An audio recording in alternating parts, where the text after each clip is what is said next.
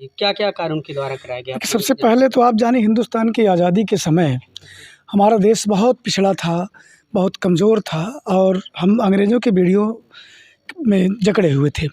स्वर्गीय लक्ष्मी शंकर यादव जी अधिवक्ता भी थे, बहुत पढ़े लिखे ब्रिलियंट व्यक्ति थे। इन्होंने शोषित वंचित समाज का नेतृत्व किया। शोषित वंचित समाज का नेतृत्व करते हुए पूरे भारत के पटल पर इन शोषित वर्ग का इन्होंने उनकी बातों को पूरे देश और के सामने रखा। भारत की अंतरिम जो सरकार थी उसमें प्रथम सांसद के रूप में निर्वाचित हुए और भारतीय संविधान निर्माता सभा में बतौर सदस्य के रूप में आपका चयन देश में हुआ था। जो संविधान आज आप देख रहे हैं, इसमें पंडित जवाहरलाल नेहरू, डॉक्टर राजेंद्र प्रसाद जी, भीमराव अम्बेडकर जी जैसे महान विभूतियाँ थी, उन्हीं के साथ में स्वर्गीय लक्ष्मी शंकर यादव जी भी मौजूद थे। जिस संविधान सभा पर जो हमारे निर्माता ने हस्ताक्षर किए थे, उसी पुस्तक पर स्वर्गीय लक्ष्मी शंकर यादव जी का भी अमिट हस्ताक्षर मौजूद है। लक्ष्मी शंकर यादव जी जब देश के में प्रथम लोकसभा में सदस्य रहे अंतरिम सरकार में, उसके बाद 6 बार विधायक खुटहन विधानसभा से और 6 बार मंत्री के तौर पे इन्होंने काम किया। ये जब सहकारिता मंत्री थे तो उन्होंने पूरे उत्तर प्रदेश में सहकारिता आंदोलन को तेज़ी से आगे बढ़ाया। आज हर एक न्याय पंचायत स्तर पर पूरे उत्तर प्रदेश में आज जो सहकारी समितियां आप देखेंगे और कोऑपरेटिव बैंक पूरे उत्तर प्रदेश में, किसी एक क्षेत्र में नहीं, पूरे उत्तर प्रदेश में स्वर्गीय लक्ष्मी शंकर यादव जी ने सहकारिता मंत्री के तौर पर किसानों की सुविधा के लिए सहकारी समितियां और कोऑपरेटिव बैंक की स्थापना उन्होंने कराई थी। जब स्वास्थ्य मंत्री थे तो प्राथमिक स्वास्थ्य केंद्र पूरे उत्तर प्रदेश में हर एक ब्लॉक में 1-2 करके इन्होंने, जैसे हमारे खुटहन विधानसभा में बदलापुर में और खुटहन में 2 प्राथमिक स्वास्थ्य केंद्र आपने खुलवाया था। इसके अलावा पूरे उत्तर प्रदेश में प्राथमिक स्वास्थ्य केंद्र, सामुदायिक स्वास्थ्य केंद्रों की इन्होंने लाइन लगा दी थी। इतना काम इन्होंने किया था। और सिंचाई के क्षेत्र में इन्होंने किसानों के क्षेत्र में कोऑपरेटिव का काम किया, सहकारिता का काम किया। नहरें आप देखें, बगल में जो 2 नहरें एक साथ गई है ना, गंगा जमुना, हमारे क्षेत्र के लोग उन्हें गंगा जमुना कहते हैं।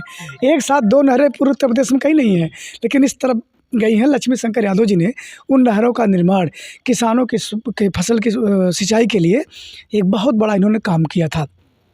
सड़कों के बारे में अगर आप पूछें तो जितनी पुरानी सड़कों से आप गुजरेंगे 1970-1980 के बीच में बनी हुई सड़कें वो सभी हैं। जितने भी नदियों के पे बने उस समय के पुल को आप पार करेंगे पूरे उत्तर प्रदेश में, स्वर्गीय लक्ष्मी शंकर यादव जी ने बतौर लोक निर्माण मंत्री के रूप में उन कार्यों को किया। यही नहीं, शिक्षा के क्षेत्र में, चूँकि आप एक शिक्षित व्यक्ति थे, हमारे देश में शिक्षा का अभाव था। आप चाहते थे कि हमारा हिंदुस्तान पढ़े और पढ़ लिख कर के तरक्की करे हमारा देश, हिंदुस्तान के बच्चे, हमारे प्रदेश के बच्चे पढ़ें। तो Gram Vikas inter college Khutahan, Yadavesh inter college Naupidwa, Kerakat में एक इंटर कॉलेज है, बटाऊबीर में एक इंटर कॉलेज है, ये तो हमारे पड़ोस के हैं। लेकिन यादव जी ने पूरे उत्तर प्रदेश में, समूचे उत्तर प्रदेश में विद्यालयों की नींव डाली और उसका संरक्षण भी किया, जो मूर्त रूप में दिखाई पड़ते हैं। और आप किसान भी नेता रहे, हमने बताया, किसानों के लिए भी काम किया, छात्रों के लिए काम किया। जिस विद्यालय प्रांगण में बैठे हैं इन्हीं के परिवार के द्वारा संचालित है, इन्हीं की प्रेरणा संचालित है, आपने स्थापित कराया था। तो शिक्षा के क्षेत्र में, सिंचाई के क्षेत्र में, कि रोजगार के क्षेत्र में इन्होंने बहुत ही काम किए थे। और जो सबसे बड़ी बात है, संविधान सभा में हमारे जौनपुर के लोग भी, इस क्षेत्र के लोग भी बहुत कम जानते हैं कि स्वर्गीय लक्ष्मी शंकर यादव जी संविधान निर्माता सभा में सदस्य रहे। मैं आपके चैनल के माध्यम से और आपके माध्यम से बताना चाहूँगा कि हमारे जो आने वाली पीढ़ियाँ हैं वो ये इस बात को भी जाने, जिस सदन में डॉक्टर अम्बेडकर जैसे विद्वान, राजेंद्र बाबू जैसे विद्वान, पंडित जवाहरलाल नेहरू जैसे कुशल नेतृत्वकर्ता मौजूद थे, उसी बीच में स्वर्गीय लक्ष्मी शंकर यादव जी भी मौजूद थे। ये हमारे आने वाली पीढ़ियों को जानना चाहिए। तो जैसा कि राकेश मिश्रा जी ने बताया कि ये सारे काम उनके द्वारा किए गए, तो कभी कभी हम लोग ये सोचते थे कि जो है ये स्थानीय हैं और कभी उनके बारे में जाना जाए, उनके जो घर परिवार के लोग हैं उनसे मिला जाए। तो आज ये पहली बार मुलाकात है, जो है उनके पुत्र हैं, उनसे मुलाकात होगी। आज जानेंगे कि जो है उनके घर परिवार में किस तरह से लोग थे उस समय और आज क्या स्थिति है, तो ये थोड़ा जानकारी लेंगे उनसे। जी धन्यवाद। उस समय हमारे पिताजी शुरू में पढ़ाई किए, पढ़ाई करने के बाद BHU से ग्रेजुएशन किया। उनको MA करना था इकनॉमिक्स से, उस समय इकनॉमिक्स विषय कहीं था नहीं, तो इलाहाबाद वहाँ अलीगढ़ यूनिवर्सिटी वो गए, वहाँ से उन्होंने इकनॉमिक्स से MA किया, फिर LLB किया, वहीं से डबल डिग्री कोर्स किया। और वो सब करने के बाद जौनपुर में आए, इन्होंने वकालत शुरू की। वकालत इन्होंने तीनों क्षेत्र में किया, दीवानी, कचहरी और उसमें रेवेन्यू में।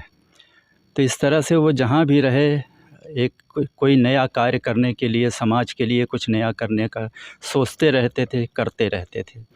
कोऑपरेटिव में आए तो उन्होंने चेक सिस्टम शुरू किया। पैसे का पेमेंट लोगों को चेक से होगा। पहले ये होता था कि खाते में जमा है, कोई और निकाल लेता था। चेक से शुरू हुआ तो चेक से जिस व्यक्ति का खाता होता था उसी को चेक से मिलता था।